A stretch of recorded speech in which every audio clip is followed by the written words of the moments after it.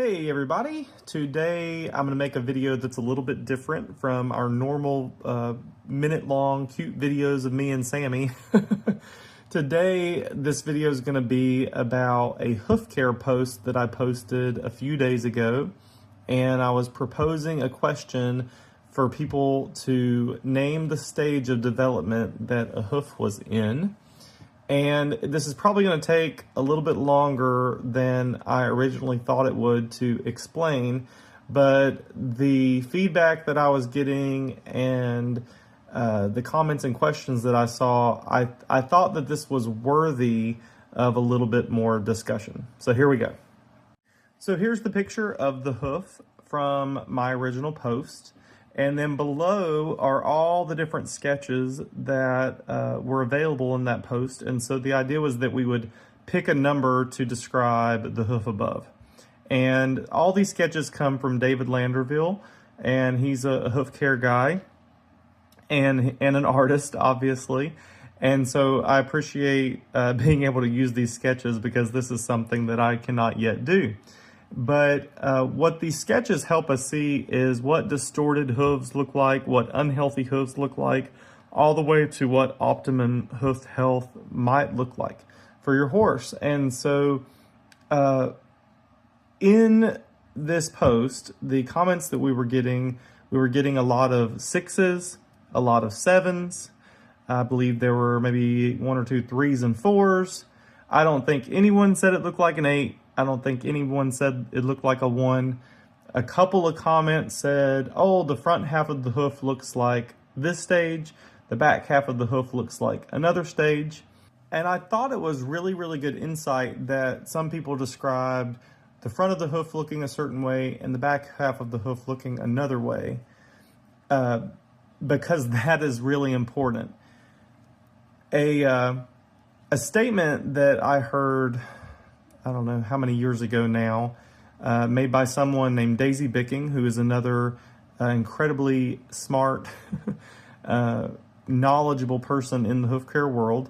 She made the comment in a discussion that she was doing that if you could not look at a hoof and use your x-ray vision and see the internal anatomy and map things out and know where everything is inside that hoof, then what business do you have taking sharp objects and chopping a hoof or trimming a hoof up?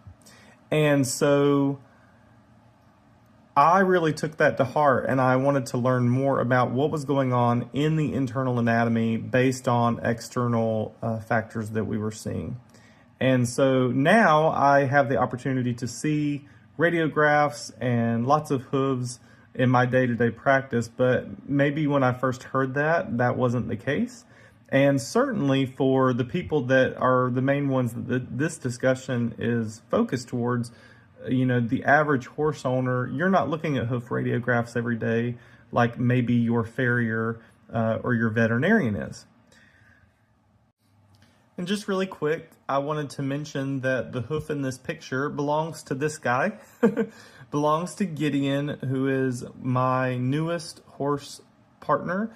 And I got him this year, and he had not been in the best situation, but he is now improving. His body condition is improving, his hooves are improving, and his mind is improving. And so we're just kind of on a journey together, enjoying the process. And I'm excited to talk about his hoof with you today.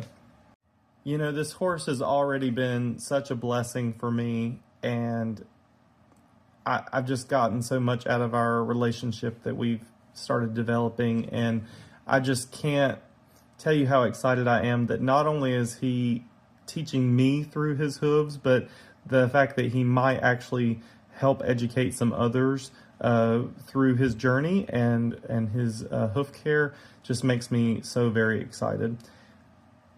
What I want to say is that this hoof in this picture is actually not a healthy hoof. So we were getting lots of 6s and 7s. There we go. We were getting lots of answers that he had a 6 or a 7 Hoof, I would expect a 6 or a 7 to be a sound horse, to be a horse that's heading in the direction of having a well-developed hoof. And in fact, at the stage that he was in, he was not a sound horse. He was not a healthy-footed horse. So what is it that we can see externally that would help us know that from the start, from this picture? So here are the sketches from stage 1 and stage 8. And so what I really think is helpful about these sketches is that David has drawn a grid on the hoof for us. And if you actually look at a hoof really close, you will also see this grid in the hoof, within the tubules in the hoof. And so let's just take a moment to kind of look back and forth between these two pictures and see what has changed.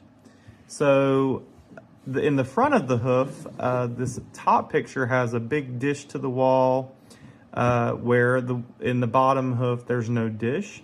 The soft tissues above the hoof capsule look a lot different in this picture and in this picture. And then if you think about the amount of sole depth between, this red line is representation for us for the coffin bone. So think about sole depth here versus sole depth here. And if you look at the grid on this picture, the grid shows closer lines at the toe than at the heel. This grid is about even toe and heel. So what number is Gideon at? Well, one of our people asked if we could use half numbers. And so could we use a 1.5 or a 6.5? And I think that that is very okay to do. So I'm going to say that Gideon, for me, is somewhere around a 1.5. And what I see in his hoof is that it's hard to see in the picture, but if we really looked close, this grid pattern of close grids at the front and distanced grids at the back is going to be the same. We see this dish and the pinching at the coronet band in that picture. And so what that often tells us is that there is sinking here in the coffin bone. If you look at the angle here of this coffin bone, this angle is too steep. This is less than ideal for us. And any time that the coffin bone has sunk through the capsule, or maybe it's better to think of, the skeleton's actually where it's always been. It's actually the hoof capsule that has migrated proximally. But any time that this happens, it's going to be really hard to have good sole depth, and it's going to be really hard to have good biomechanics.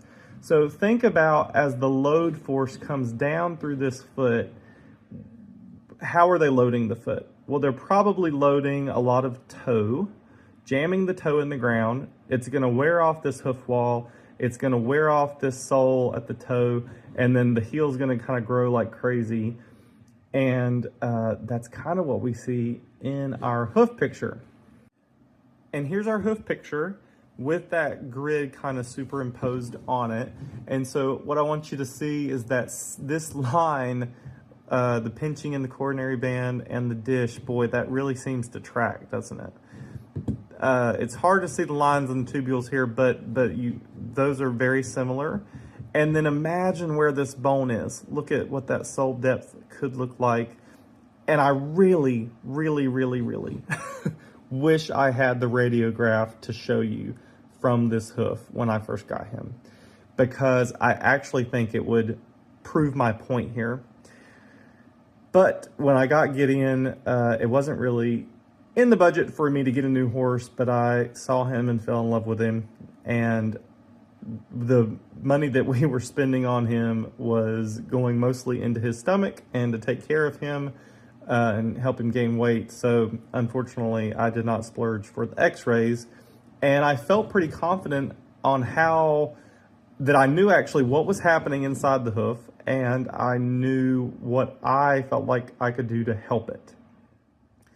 So if we look at this, all of this really matches up pretty good. The only bit that doesn't seem to match up too well is here, and where the heel bulb is, in a lot of these sunken feet, this is very shallow.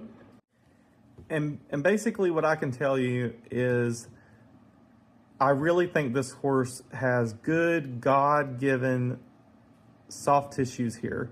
And he kind of has these big heel bulbs, these big lateral cartilages. And so typically where this is sunk in, his is kind of managing pretty well.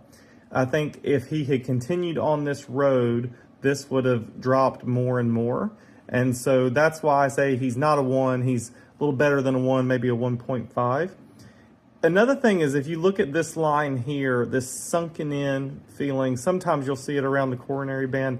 This also just feels like something that is falling through the capsule here. It shows you that something's not being supported down here.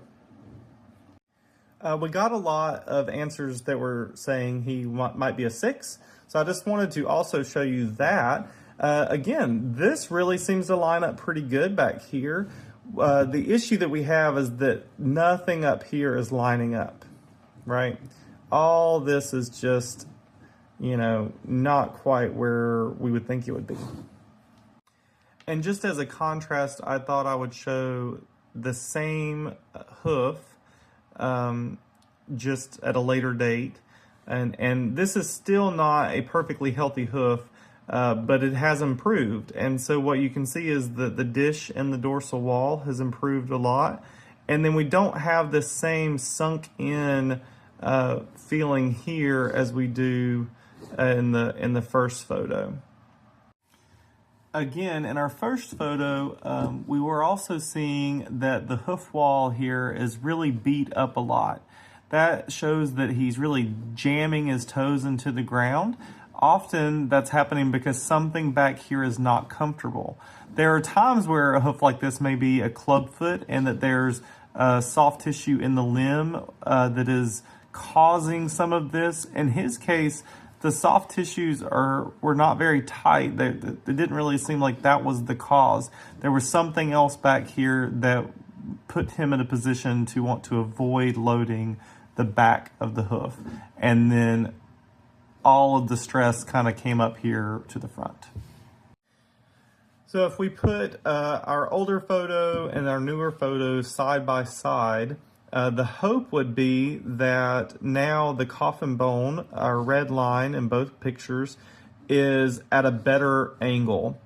This is the second photo. The grid I used is a 7. You can see that it has a bit more arch in the sole than the hoof he has. You can see a tiny bit of arch off the ground that he shows here.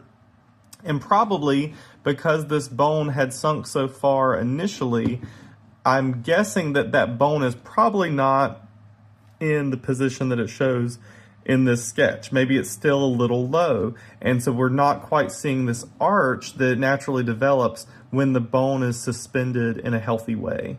But we do have more sole depth.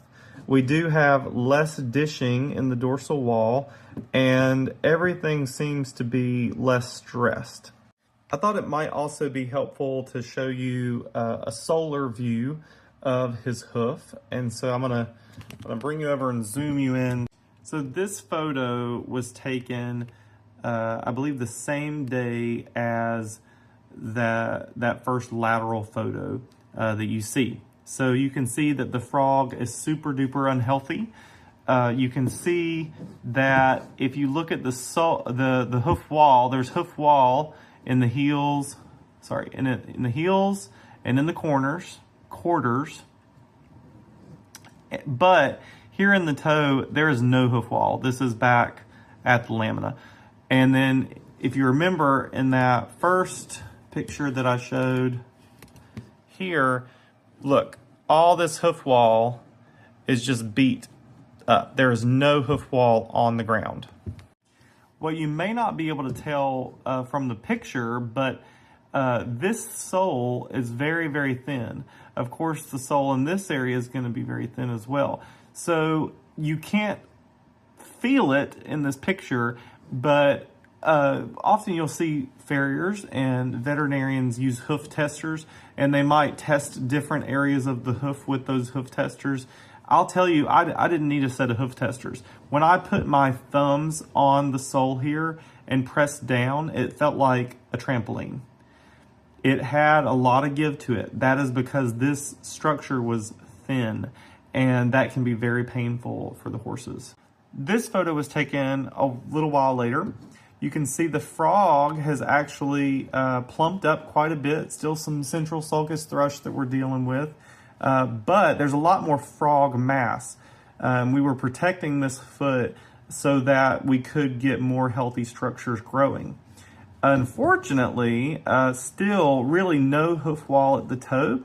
We're trying really desperately at this point to get that to grow down. And then look at this sole. Same thing, super duper thin sole. And you can actually see bruising in the sole at this point. I'm just gonna move you down. So here is that same hoof sometime later. And now what I really want you to see is that there's hoof wall all the way around the entire foot. Hoof wall that kind of symmetrically comes all the way around. Now you can still see this dip here, and that again, thin sole. That bone is still not where we want it. We're working on it. It's getting better and better. This thinness here, though, now is being protected by this hoof wall. And so what's interesting is that in the first two photos, he was living in hoof protection all the time. We were using quite a bit of dental impression material to cushion things, and then we were using hoof casting to protect him. The hoof casting acts basically as the prosthetic hoof wall, and then also we were putting it on the bottom of the foot so it adds a layer of sole. And at the time of this photo, he was actually barefoot, and he has been barefoot for quite a while now, and he's comfortable and happy moving around in his turnout, walk, trot, cantering around and playing, and he looks very, very sound that way. So you don't have to have every structure perfect. There's enough good stuff happening that he's actually pretty comfortable here. Now, I'm not riding him actually at all, but I'm especially not riding him on, 20 miles of hard gravel roads every day. So if I was going to do much more than I am with him, I would absolutely offer this horse hoof protection. But for now, him moving around barefoot in the turnout seems to be the best thing, and it helps stimulate the foot and the new growth, and he's doing quite well. But also check out how awesome this frog looks now. Lots more mass. The central sulcus is getting wider and wider.